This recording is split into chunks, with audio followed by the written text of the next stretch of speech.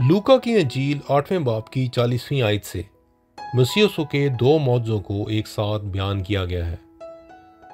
इस हवाले के शुरू में यायर नाम एक शख्स जो इबादत खाने का सरदार था, भीड़ में से मसीह यीशु से मिलने आया और लिखा है कि मसीह यीशु के कदमों पर गिरकर उससे मिन्नत करने लगा कि मेरे घर चल, क्योंकि उसकी इकलौती बेटी जो तकरीबन 12 बरस की थी मरने को थी। और जब वो रास्ते में ही थे तो एक और औरत का बयान मिलता है जिसके 12 बरस से खून जारी था और वो अपना सारा माल हकीमों पर खर्च कर चुकी थी और किसी के हाथ से अच्छी ना हो सकी थी। और लिखा है कि उस औरत ने पीछे से आकर मसीह यीशु की पोशाक का किनारा छुआ और उसी घड़ी शिफा पा गई, जिस पर मसीह यीशु ने कहा कि किसी ने मुझे छुआ है, जिस पर शागिर्द ताजुब करने लगे क्योंकि भीड़ में से बहुत से लोग मसीह यीशु पर गिरे पड़ते थे। जिस पर वो औरत जिसने मसीह यीशु की पोशाक का किनारा छुआ था सामने आई और डरते हुए सब लोगों के सामने अपनी शिफा याबी की गवाही देने लगी। जिस पर मसीह यीशु ने उससे कहा कि बेटी, तेरे ईमान ने तुझे अच्छा किया। इसके बाद मसीह यीशु यायर के घर पहुंचे जहां घर वाले लड़की की मौत का मातम कर रहे थे। और लिखा है कि मसीह यीशु ने उस लड़की का हाथ पकड़ा और पुकार कर कहा, ए लड़की उठ, और उसी दम वो लड़की जी उठी। इन दोनों वाक़यात में एक बात गौरतलब है कि इन दोनों औरतों का नाम नहीं जाहिर किया गया। एक को यायर की बेटी कहा गया है और दूसरी को मसीह यीशु ने बेटी कहकर फरमाया कि तेरे ईमान ने तुझे अच्छा किया। एक और गौरतलब बात यह है कि यायर की बेटी की उम्र 12 साल बताई गई है और जिस औरत ने मसीह यीशु की पोशाक को छुआ था उसका भी 12 बरस से खून जारी था। 12 का अदद बाइबल मुकद्दस में खुदा के लोगों के लिए इस्तेमाल किया गया है और इन दोनों मौजों में दो मुख्तलिफ औरतों की बहाली का बयान मिलता है। मुकाशवा 12 बाब में बनी इसराइल को एक औरत से तशबीह दी गई है। अगर हम औरत की इस तशबीह को इन दो वाक़यात के हवाले से देखें तो हमें दो औरतें यानी दो अहद की कौमें नजर आती हैं। 41वीं आयत में यायर जो लड़की का बाप था मसीह यीशु के कदमों में गिरा,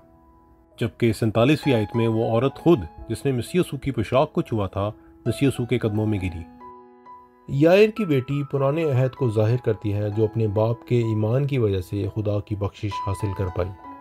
जिस तरह बनी इसराइल अपने ईमान की वजह से नहीं बल्कि अपने बाप दादा के ईमान की वजह से पुराने अहद में शरीक है।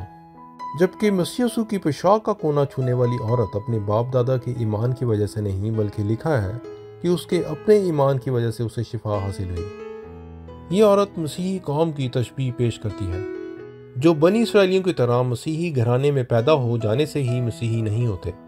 जबकि बनी इसराइली तो नस्ल दर नस्ल उस वादे के फर्जंद और अहद के शरीक थे, मगर मसीही होने के लिए ईमान लाना और इकरार करना पड़ता है। और वो औरत जिसने मसीह यीशु की पोशाक को छुआ था, लिखा है कि खुदा की बख्शिश हासिल करने के बाद उसने सब लोगों के सामने गवाही दी,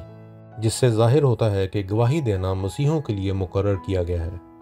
जबकि दूसरी तरफ मसीह यीशु ने यायर के घराने को हदायत दी थी कि इस मौजे के बारे में किसी को ना बताना।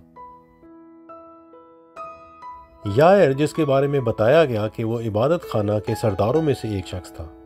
यायर का ईमान था कि मसीह यीशु उसके घर जाकर अपने दोनों हाथ उसकी बेटी पर रखेगा तो उसकी बेटी शिफा पाएगी, जबकि मसीह यीशु की पोशाक का कपड़ा छूने वाली औरत का ईमान कहीं ज्यादा बड़ा दिखाया गया है। वो औरत किस रंग, नस्ल, मजहब या कौम से ताल्लुक रखती थी कुछ जाहिर नहीं किया गया,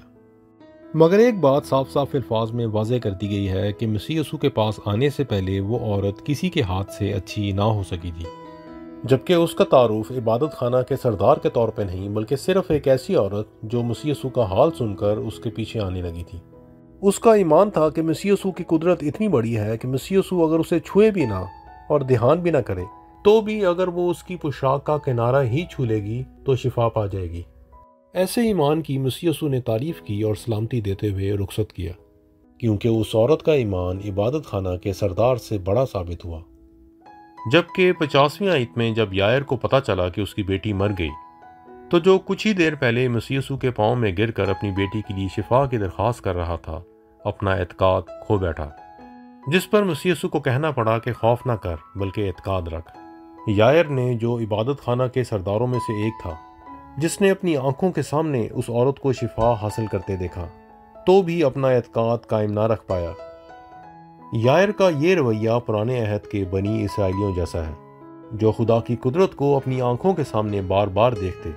تو بھی ان کا اعتقاد کمزور ہو جاتا اور خدا کو بار بار یاد دلانا پڑتا کہ خدا ان کے ساتھ ہے۔ بھیڑ میں بہت سے لوگ مسیح یسوع کو چھو رہے تھے، جس طرح آج بہت سے مذاہب مسیح یسوع کا نام لیتے ہیں، مگر بھیڑ میں مسیح یسوع کی شفا کی قدرت ان میں سے کسی کے لیے فائدہ مند ثابت نہ ہوئی،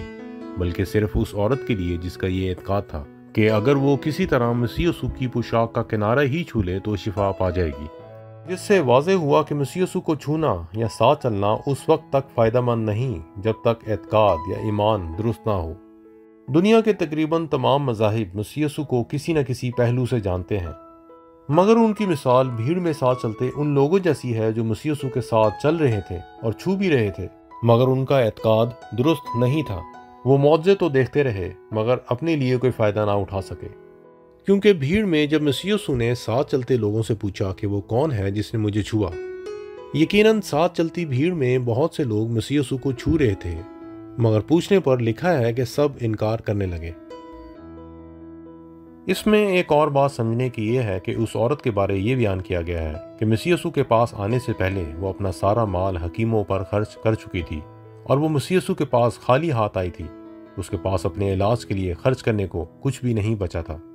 مسیح یسوع ہی اس کی آخری امید تھے۔ یہی حقیقی مسیحی ایمان کی تصویر ہے۔